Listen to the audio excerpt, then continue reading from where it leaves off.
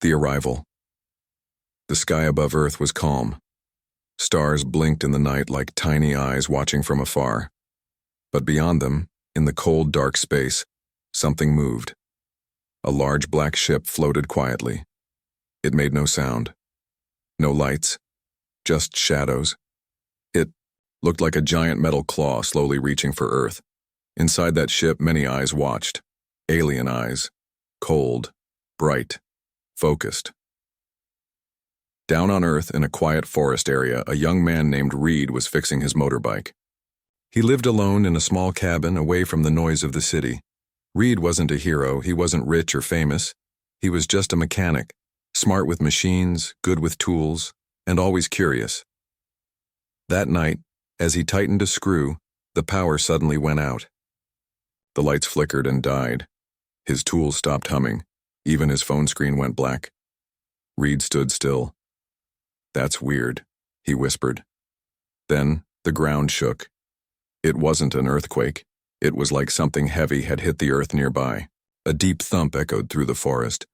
Birds flew away, animals ran, the air became still. Heavy, as if the forest was holding its breath. Reed grabbed a flashlight and ran outside. In the distance, he saw smoke rising behind the trees. A strange blue light glowed from the smoke, pulsing like a heartbeat. His heart raced. "I have to see what that is," he said to himself. Reed got on his motorbike. The engine coughed, but started. He drove fast through the narrow forest path. Branches scratched his arms. Leaves flew past his face. When he reached the clearing, his eyes widened. A deep crater had formed in the ground. At the center was a strange object. It wasn't a rock. It was metal, black and silver, shaped like a pod. Strange symbols were glowing on its surface. Steam hissed from small vents. Reed stepped closer. The pod made a clicking sound, then a slow hiss. A panel opened. Inside, something was moving. Reed stepped back. His hands shook. From the pod, a figure crawled out, weak, wounded, breathing hard. It wasn't human. Its skin was gray-blue, its eyes glowed soft white. Its armor was cracked. It looked at Reed, struggling to stay upright. "You must listen," the alien said, voice low and broken. "They're coming. Your world is not ready." Reed was frozen. He didn't understand. "Who's coming?" he asked. The alien fell to the ground. Its hand reached toward Reed. "You must fight," it said, and something slid from its armor, a small device. It pulsed with light.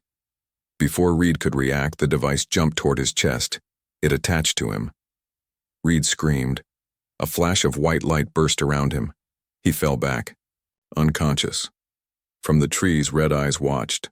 A tall figure stepped into the clearing. She wore sleek alien armor. Her skin was dark silver, and her eyes glowed red.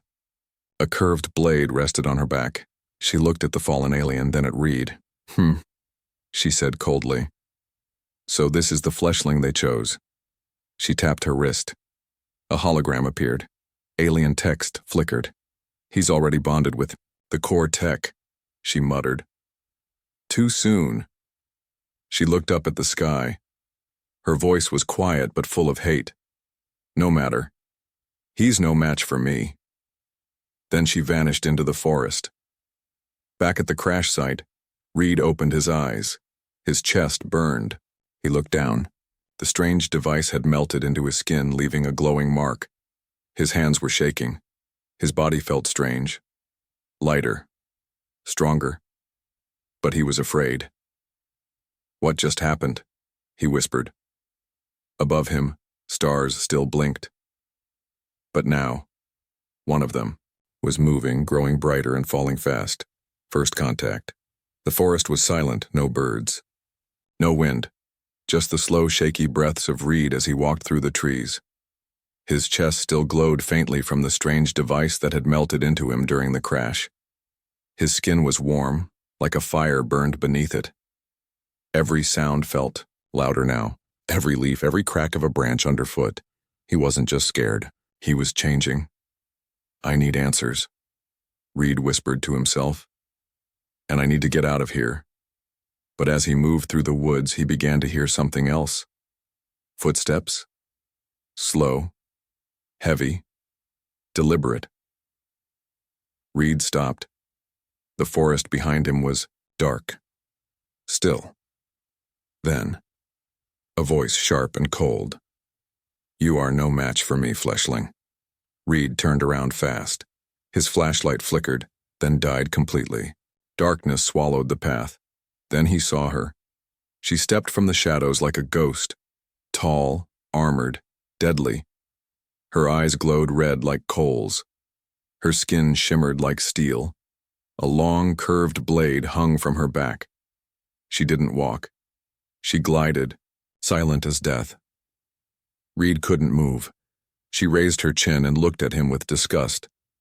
"You touch the core," she said, voice full of venom. "Pathetic. Your kind always reaches for power they don't understand." "What do you want?" Reed asked, forcing his voice to stay steady. "I want to finish what should have been done long ago," she snarled. She stepped forward, faster than his eyes could follow. In a blink, her blade was in her hand, pointed at his chest. But Reed wasn't the same anymore. Before he could even think, his hand moved on its own.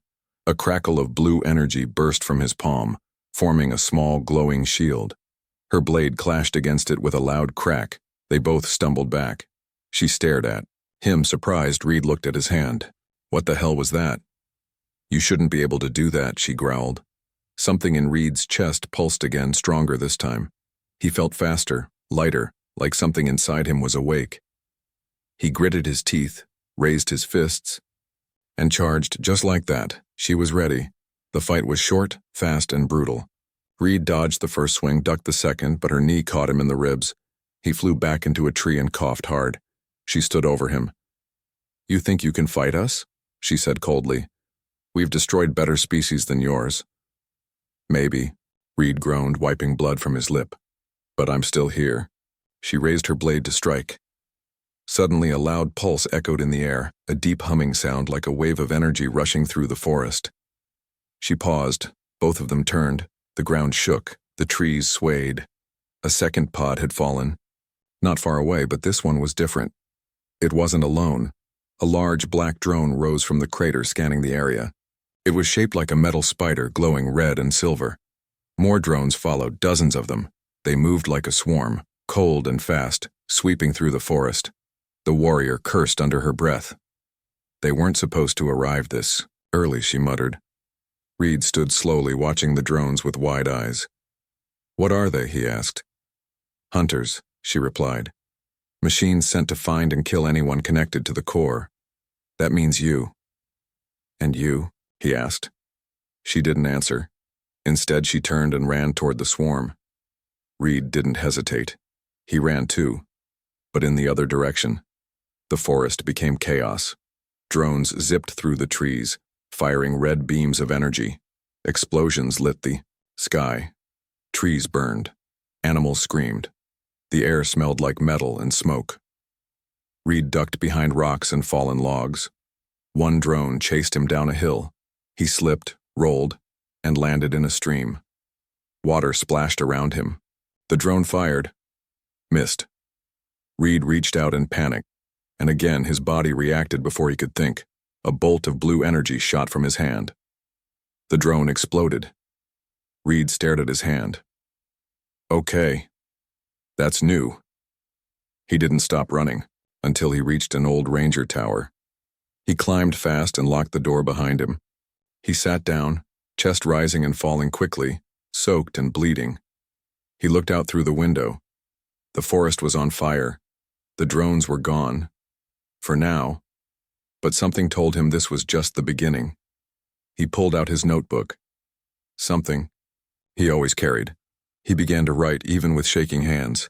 Alien crash. Glowing device. Warrior woman. Drones. I'm changing. Fast. I don't think I'm just human anymore. Then, on the last line, he wrote, "This isn't an invasion. It's a test." Outside, miles away, the female warrior stood at the edge of a cliff. Behind her, the burning forest reflected in her red eyes. She raised a small device and spoke into it.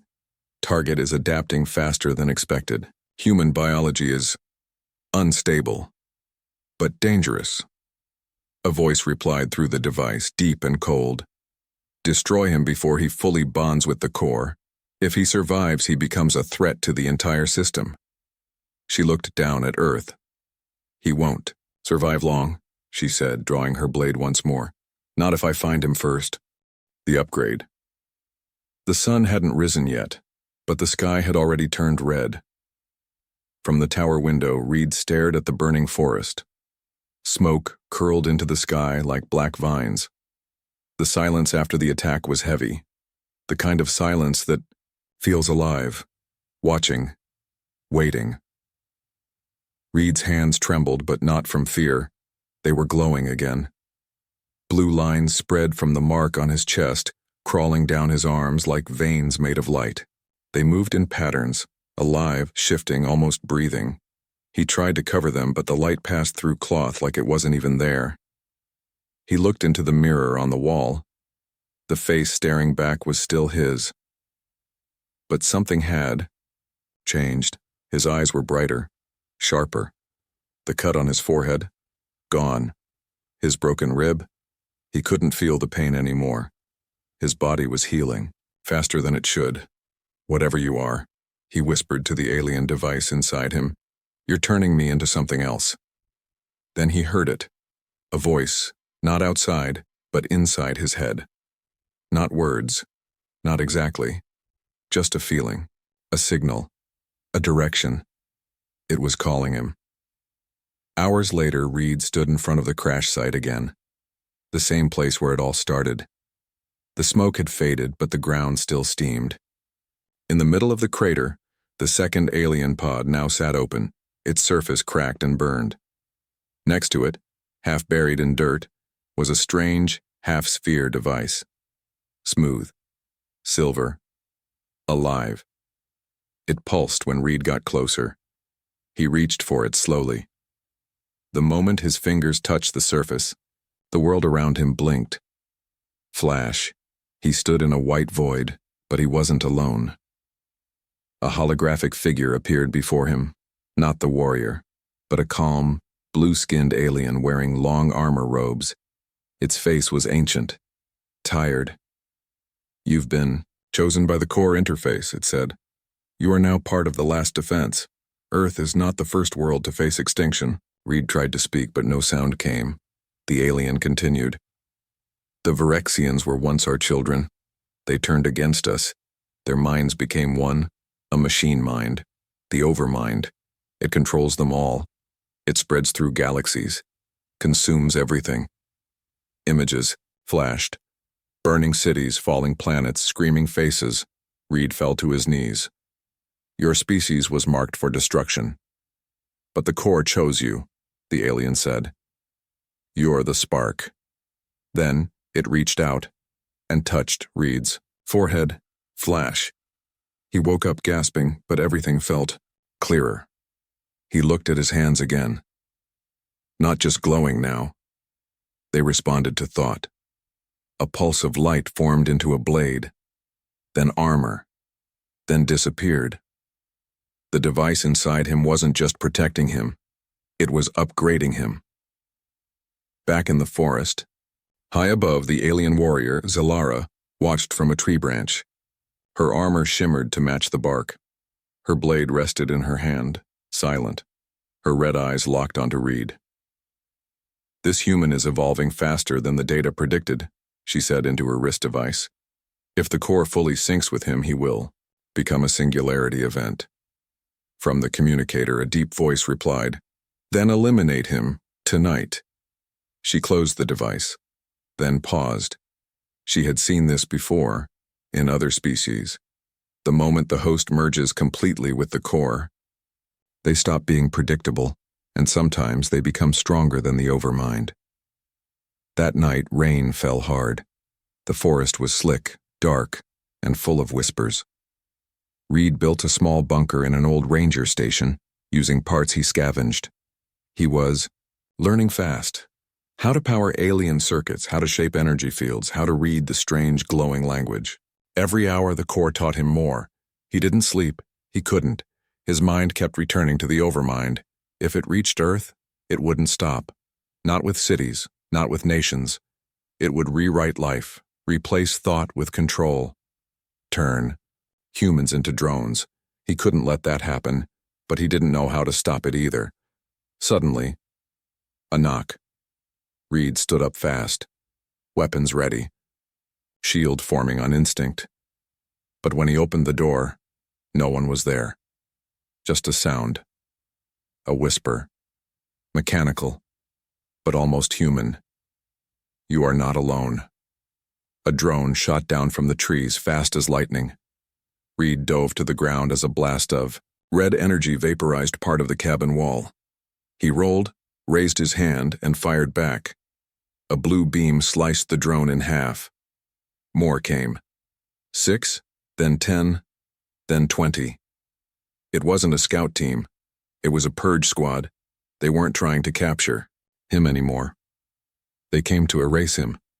Reed fought harder than he ever had. Blades of light, pulses of energy, shockwaves of force. Trees exploded. Metal drones burned. But they kept coming.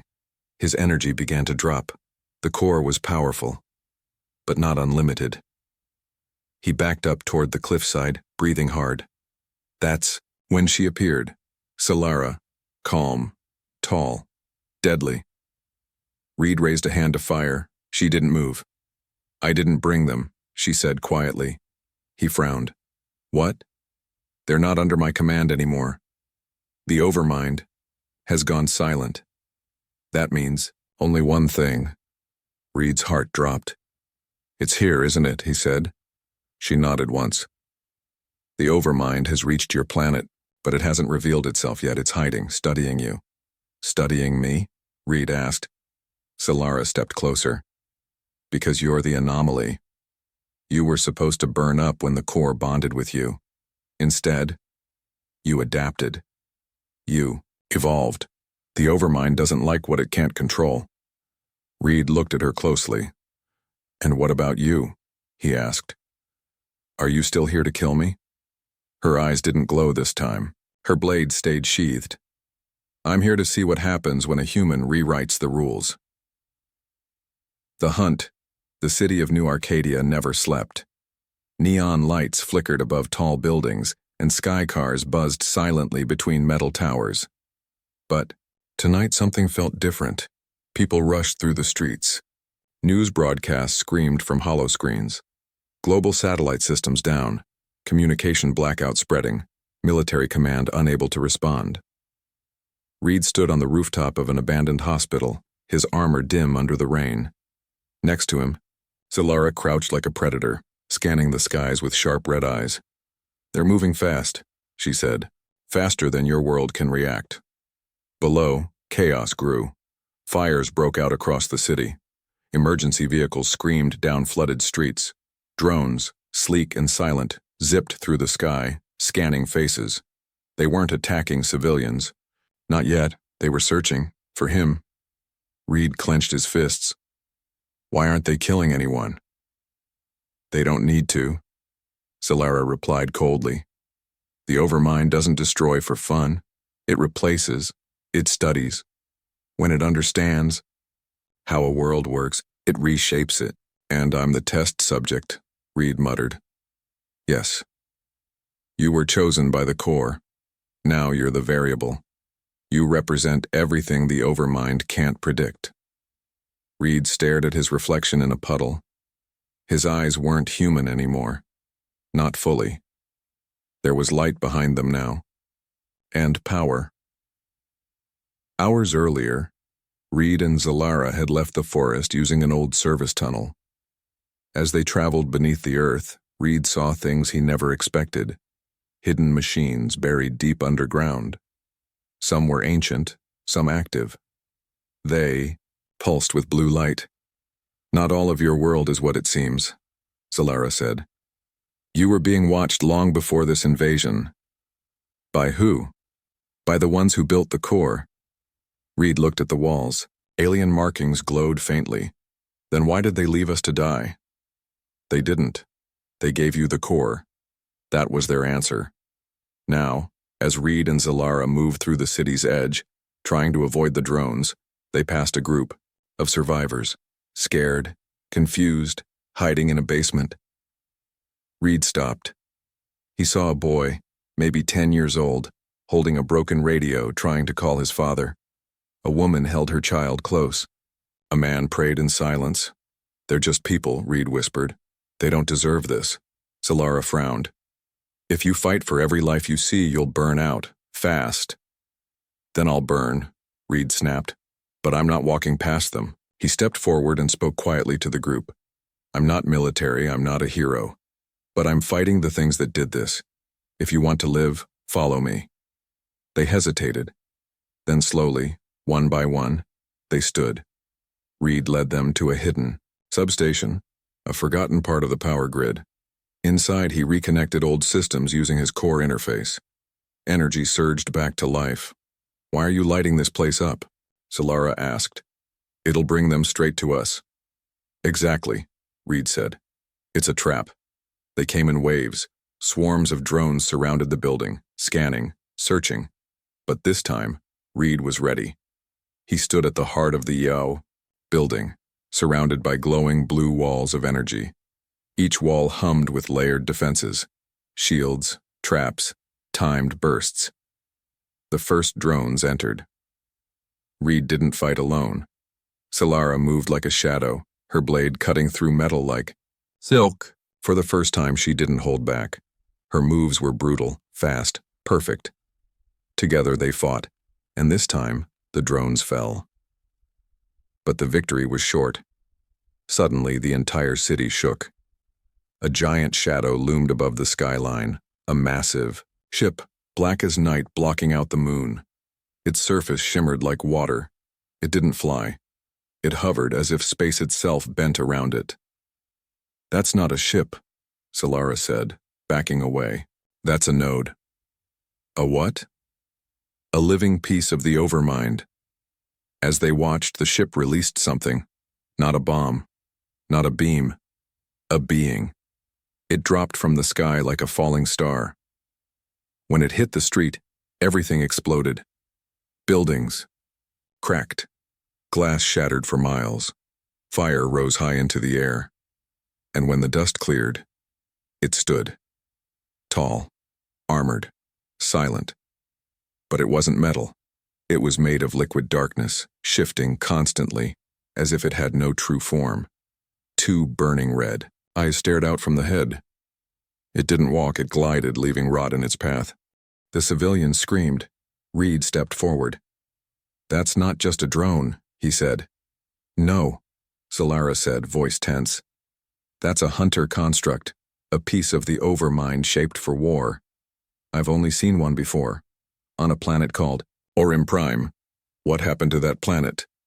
Zalara looked at him grimly. "There is no Orim Prime anymore." Reed faced the hunter alone at first. Energy pulsed from his hands. He fired blast after blast, and the creature absorbed them. Then it moved, fast, too fast. Reed barely dodged as the thing sliced through a concrete pillar like it was paper. Its arms became swords, then whips, then claws. It wasn't just fighting. It was adapting. Every hit Reed landed, it learned. Every move he made, it copied. Zalara joined the fight, but even she couldn't land a strike. "We need to fall back," she shouted. "No," Reed roared. "If we keep running, it will never stop." He closed his eyes and reached deeper into the core. His armor changed. It grew. His hands sparked. Symbols flew across his vision. Something unlocked inside him. A memory not his own. He opened his eyes, and everything around him slowed. Just for a second. Long enough to move. To strike. To win. Reed launched himself forward and drove a blade of pure energy straight into the hunter's core. It let out a deafening scream, not of pain but of surprise. Then it exploded into a mist of black light. The people cheered. The drones fell back. The sky turned quiet again, but Reed didn't feel victorious, because now he knew. The overmind wasn't testing Earth anymore. It was watching him. Enemy inside. The human mind was never meant to carry a universe. Reed lay unconscious in the middle of a shattered street, the rain now washing away the ashes of the battle. Around him, the remains of the hunter construct melted into the ground like oil. Civilians hid in silence. The city had gone eerily still, not safe, just paused. Solara stood over him, blade ready, not in hostility, but in fear. The burst of core energy Reed had unleashed wasn't natural. She'd seen power like that before, but never from a human, and never without a price. Inside Reed's mind, the world wasn't real anymore. He stood in an endless void, but this time it wasn't light. It was darkness. All around him, images flickered. His childhood, the day his parents died in a car crash, the loneliness he buried under silence, the anger he hid behind machines, the guilt he thought he could ignore. You think you're strong because you fight, a voice whispered, but your fear is louder. Reed spun around. The void formed into a massive black mirror, and in it, his reflection moved differently. It smiled when he didn't. You don't belong to yourself anymore, the voice said. You belong to me. Then it stepped out of the mirror. A perfect copy of Reed, but darker, eyes like voids, body wrapped in shifting black armor. The overmind had entered him. Back in reality, Reed's body twitched. His chest glowed erratically. Solara knelt down and pressed her hand to his forehead. He's sinking too fast, she muttered. The core is accelerating his evolution, but he's not ready. His mind, it's breaking. She reached for her blade again, not to strike, but to pierce the connection, to sever the core before it killed him. Then he opened his eyes, not glowing, burning. He grabbed her wrist with impossible speed. Don't touch me, he said, but his voice was layered, two tones at once.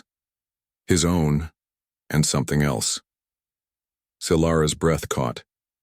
You're not alone in there, are you? Reed's face twisted in pain. He dropped her hand and staggered back. It's inside me. I can hear it. It's in my thoughts, in my memories. It's showing me things I haven't seen in years. He clenched his fists. It's trying to become me. Inside the core, the overmind didn't fight with weapons. It fought with doubt. It showed him visions, the people he couldn't save, the faces of those who died during the first drone attacks, the pain he felt when he realized no one was coming to help. It whispered, You're not a hero. You're a weapon. They will fear you, and then they'll destroy you. Reed screamed, but in his mind it echoed endlessly, until another voice broke through. Soft, clear, real. Solara. Reed, she said, placing her hand on his chest again. You're still in there. I've seen minds lost to the overmind before. I know the signs, but you're fighting it. That means you haven't lost yet. Reed's eyes focused, flickering between fire and clarity. You don't know what it's showing me, he said. I know what it's done to me, she replied. And then, for the first time, she told him the truth. Solara wasn't just a soldier of the Virexian Empire. She was a defector. She had once led a cleansing unit, one of the first to wipe out a resistance on a distant moon colony. She believed in the overmind, believed it brought order, purpose, until it came for her sister. Her sister was marked as defective, too emotional, too free-thinking. She refused to be part of the hive, so the overmind erased her. Solara watched it happen, and something inside her broke. I fought for a god that eats its own children, she whispered, but I'm done kneeling. Back in Reed's mind, the overmind grew louder. She lies, it hissed. She's like all the others, born to follow, built to betray. They all leave you, Reed. They all die. You're alone. No, Reed said aloud. He looked around the darkness, and he set it on fire. A wave of core energy exploded from within. Light filled the void. The false Reeds screamed and cracked apart like glass. The whispers faded. The darkness dissolved. Reed gasped. and opened his eyes again. This time, they were fully his own. Outside, the rain had stopped. The city skyline smoldered, but above it, something had changed. The Overmind's presence had retreated, but only for now. Reed stood slowly. It knows I can resist it. That's why it's holding back. Zalara nodded. But it won't stop. Not until it controls or kills you. Reed looked around at the destruction, and then for the first time he asked, "How do we end it?" Zalara stared at him for a moment, then answered, "We kill its heart." That night a signal was sent across the stars, not by the Overmind, but by Reed, through the core. A challenge, a location, a warning. "You wanted to study me?" Reed said aloud. "Come and see what happens when a human learns how to hunt." The last city New Arcadia was gone.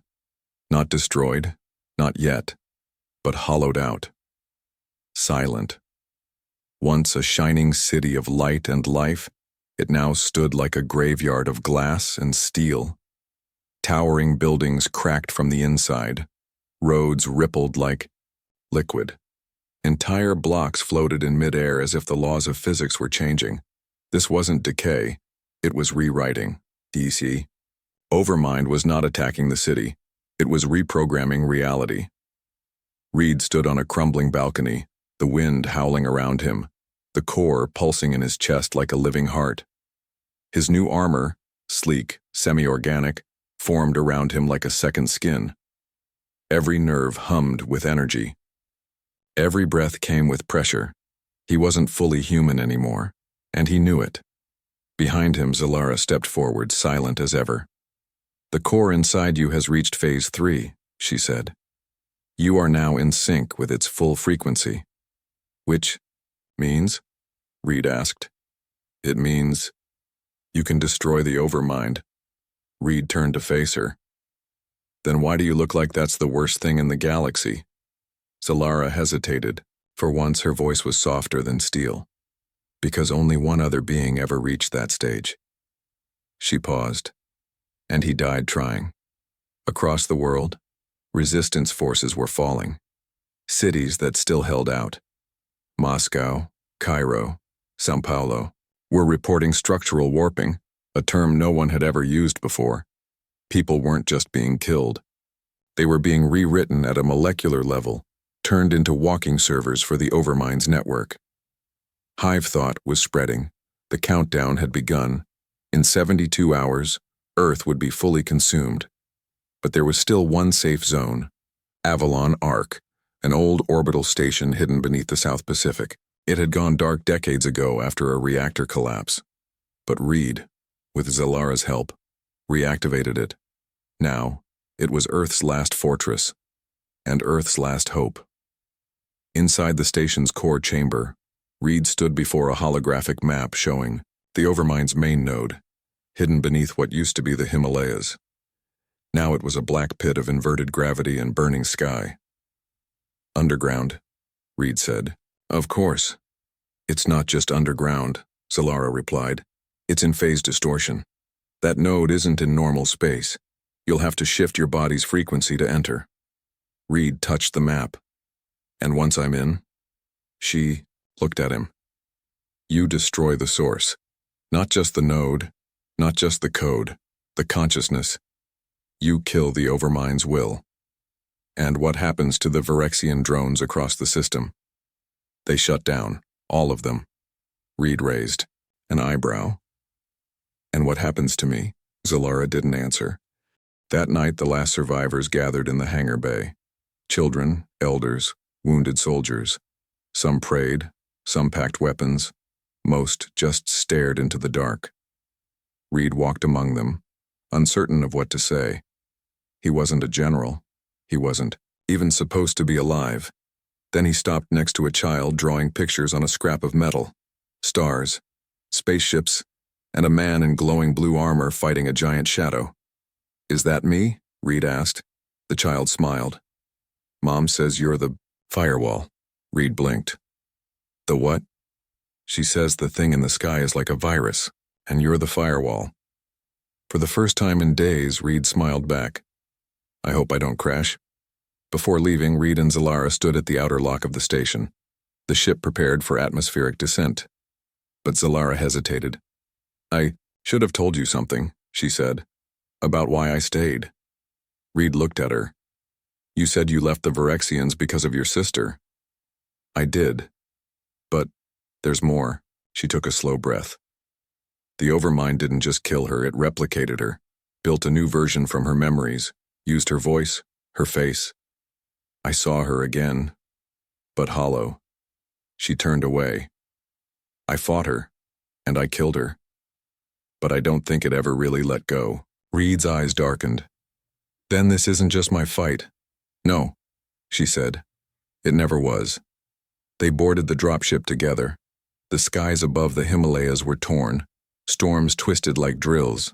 Lightning struck upward. The air hummed, with raw data, reality glitching. Even gravity felt broken. Mountains floated like islands, and time itself ran strange. Inside the dropship, alarms blared. We're losing stability, the pilot shouted. Reed stepped forward. No, it's pushing back. It knows I'm coming. He walked to the back of the ship, then jumped. He fell through the storm like a meteor. As he dropped, the core pulsed again, and his body phased, out of normal space. The world around him shattered like glass. He entered the Overmind's domain. Everything was wrong. Up was sideways. Forward was inside. Light bent in on itself. He floated in a void of ancient machines and screaming code.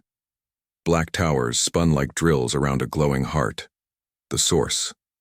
A living construct the size of a skyscraper, made of metal and memory. Its tendrils stretched across the stars. It spoke in his mind. You have traveled far to die alone. Reed grinned. I'm not alone. He raised his hands, and the core answered. Meanwhile, back at the station, the alarm screamed. Unknown energy surge. It's tearing the node open. Then Zalara turned sharply. Wait, there's something else. A second signal. From Earth. Her eyes widened. No. It's copying him. It's trying to build a second version of Reed before he shuts it down. In the void, Reed screamed as black tendrils wrapped around him. The Overmind had created a shadow clone, identical to him, core bonded, and with no human weakness. The final fight would not be against a machine, it would be against himself, a version the Overmind thought was better. You're no match for me. In the shattered heart of the Overmind's domain, nothing made sense anymore. Time stretched. Space folded, stars bent like candlelight. Reed floated in a realm of shifting data and dying echoes, his body wrapped in pulses of living light. He no longer felt pain the way humans did. His heartbeat echoed like thunder through the void. The core inside him was at full sync, not just with his mind, but with his soul. He had become more than human. But he was not alone. In front of him stood his copy, a flawless replica of Reed, built by the Overmind from every memory, every skill, every weakness twisted into strength. It looked like him, moved like him, spoke like him. But it wasn't him. Its voice was cold, perfect, empty. I am what you should have been, it said. I feel no doubt, no fear, no failure. You were a mistake. Reed didn't flinch. You're not me, he said. You're just a ghost in a machine. The clone smiled.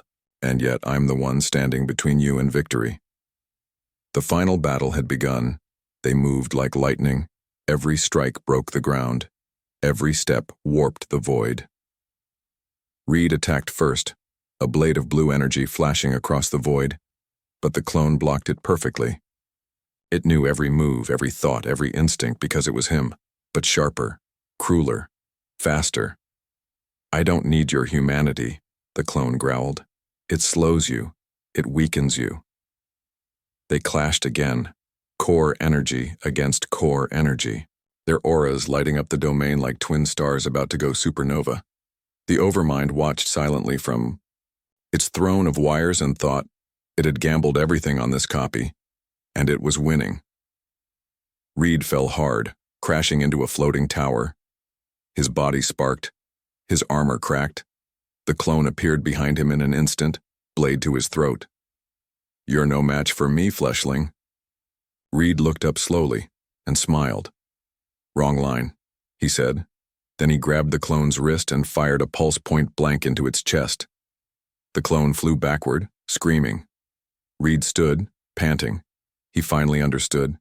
The overmind didn't make the perfect version of him. It made the safe version, a version that would never hesitate, never cry, never risk anything for love or pain or sacrifice. But that version could never do the impossible.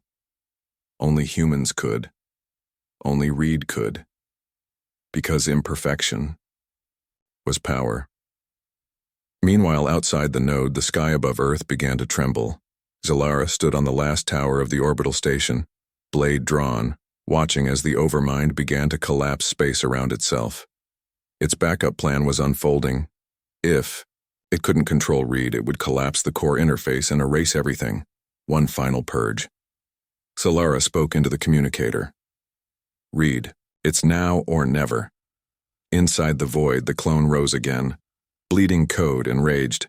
"You can't win," it snarled. "You are flawed." "Exactly," Reed said. He charged. The fight turned brutal. Not elegant, not clean. Reed fought like someone who had lost before, who had suffered, who understood failure. And the clone couldn't keep up, because it didn't understand what it meant to stand back up after falling. It never had to. Reed finally got under its guard and drove his blade into the heart of the clone. Light exploded from the wound. The clone looked into his eyes, and for a brief moment, it understood, and it faded. The overmind screamed, not with sound, but with gravity, with light, with twisting space. It pulled in everything, stars, debris, data, even time itself. Reed floated in the center, core fully charged, his heart steady. "I know what you are now," he whispered. "You're not a god. You're not infinite. You're a pattern, and patterns can be broken." He raised both hands and unleashed everything. From Earth, the sky lit up. A second sun appeared above the ruined Himalayas. Light spread across the world, not burning, but healing. Cities rebuilt themselves. Drones dropped dead midair. The overmind's presence vanished. Forever. Reed's body fell, but didn't hit the ground. Zalara caught him. He was unconscious, but alive. His armor was gone. His core, dark. But he had done it. Epilogue. 1 year later, the world had changed. No more satellites, but no more war either. No more cities in the sky, but people had rebuilt on the ground. No more overmind, and somewhere in a quiet valley, Reed walked among the living again. Not a god, not a warrior, just a man. Zalara stood beside him, no longer a weapon of the Virexians, but something new. "Still think humans are weak?" Reed asked. She smirked. "You're all insane, but you're stronger than I expected." "What now?" he asked. She looked up at the stars. "We rebuild, and far, far away, in a dark place where no light had ever touched, a small echo of code flickered, watching, waiting, because some patterns never fully die."